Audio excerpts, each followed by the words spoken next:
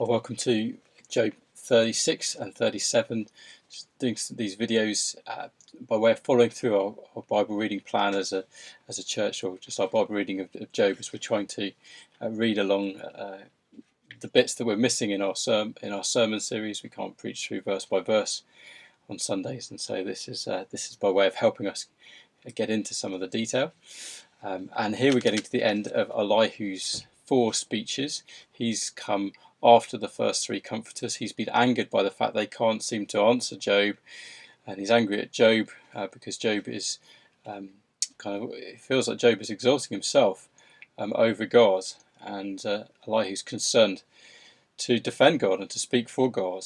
And that's where we begin in Job 36. And it's sort of explosive 2 chapters. It's a stormy ending, literally a stormy ending.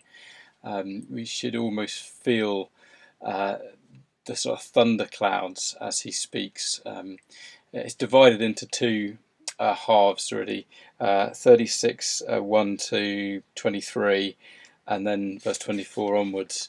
The first bit is teaching, and the second bit is a description that is supposed to grip us.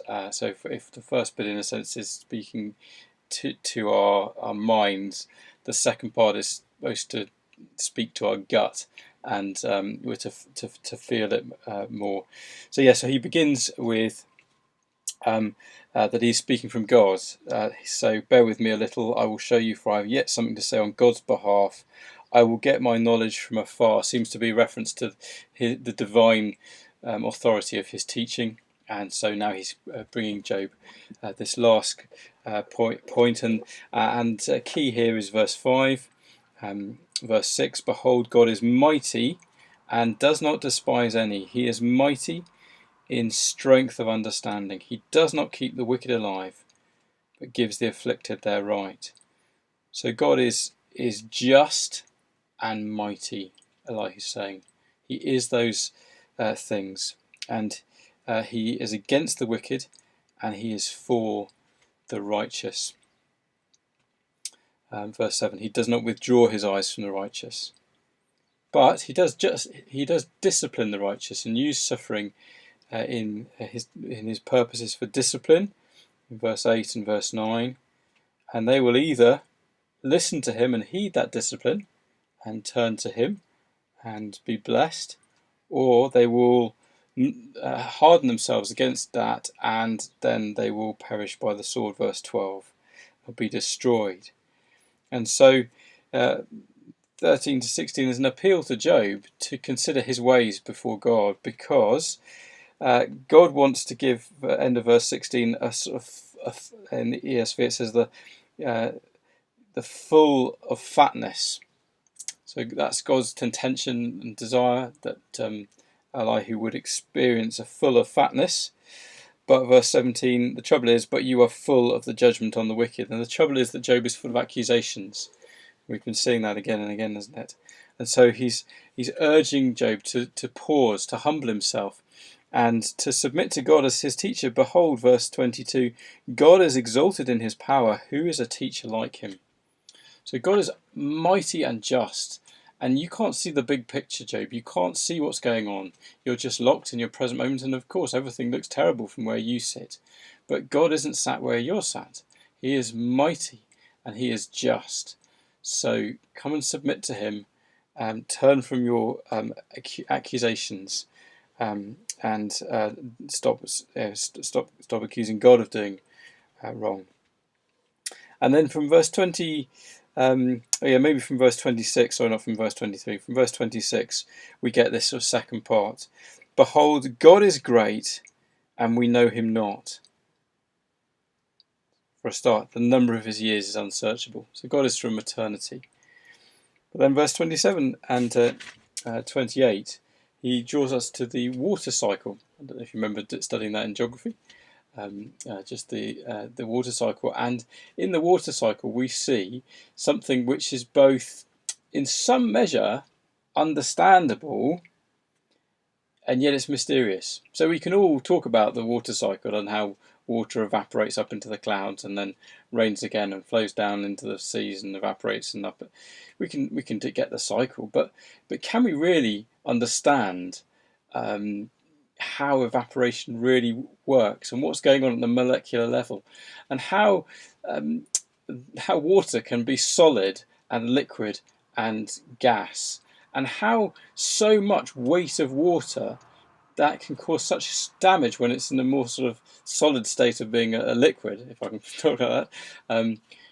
Yet it was just up in the clouds, supported up in the air, but then comes crashing down, and then there's a flood which causes huge damage, or brings great blessing and a relief from drought. And that's his point that he moves on to, is that even with something like the water cycle that we can sort of understand, it's full of mystery. But the wild storms that God sends are mysterious indeed, because they destroy and they give life. So verse 31, for by these he judges peoples, he gives food in abundance. So God can do cosmic things justly with his cosmic power. And we just sit and, wow, that's incredible, when we can't even perceive it. But we sort of have the outline of it. And so verse 13 again, just a key verse, whether for correction or for his land or for love, he causes it to happen. So he can use the same storm for correction, or for watering the land, or for loving provision in some way. God causes it to happen. So it's really worth reading through that and just enjoying, if that's the right word, being overwhelmed by the imagery of this storm that Elihu speaks about. The wild storms that God brings that accomplish his purposes, that speak of his cosmic power over all.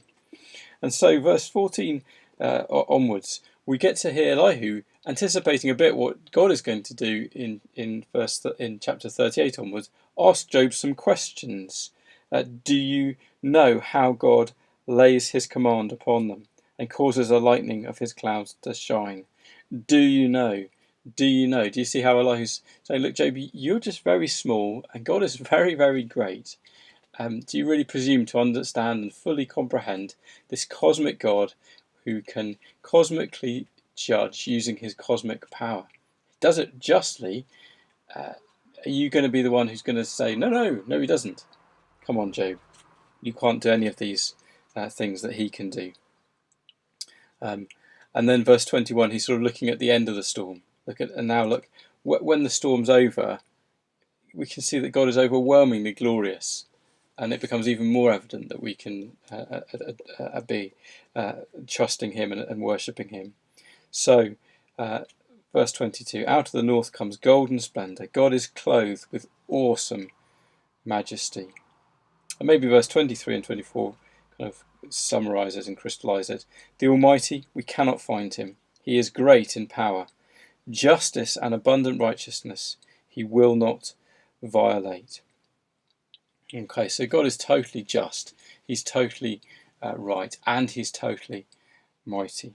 Therefore men fear him. And that's what Job does do, doesn't he? He does fear God. You see, Job is right. And Elihu isn't saying that Job's totally in the wrong, but, and he's got that bit right, but God does not regard any who are wise in their own conceit. And that's where Job seems to be going wrong. He's overstepped the mark in his criticisms of God and his attitude and the way that he's spoken about God. And Elihu's bringing him back, saying it's to humble him before the God who is cosmically powerful, in order and uses that cosmic power to bring about his cosmic justice. And he's got the whole picture in view, and we're just a tiny part of that. And that's really his point, to point out to Job his smallness and God's greatness, and therefore to call Job to continue to fear God and to turn away from his conceit, to turn back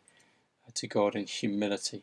So the great lessons, great messages from Elihu in this stormy final speech to Job. And then we'll just go straight on to hearing God take up, in a sense, that speech and take up those words to